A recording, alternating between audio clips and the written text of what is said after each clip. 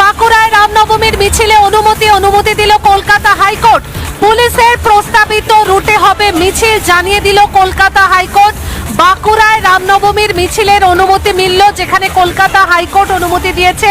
জানানো হয়েছে পুলিশ যে প্রস্তাবিত রুট করে দিয়েছে সেই রুটেই হবে মিছিল, জানিয়ে দিল কলকাতা হাইকোর্ট। বাঁকুড়ায় রামনবমীর মিছিলে অনুমতি মিলছিল না, এরপর হাইকোর্টের দ্বারস্থ হয় এবং যেটা জানা যাচ্ছে যে হাইকোর্ট অনুমতি দিয়েছে। কলকাতা হাইকোর্ট বাঁকুড়ায় রামনবমীর মিছিলের অনুমতি দিয়েছে।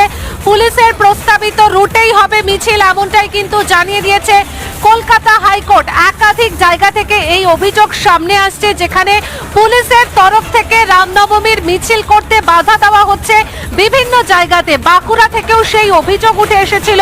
তবে এই মুহূর্তে যেমনটা জানা যাচ্ছে, বাঁকুড়ায় রামনবমীর মিছিলে অনুমতি দিল কলকাতা হাইকোর্ট।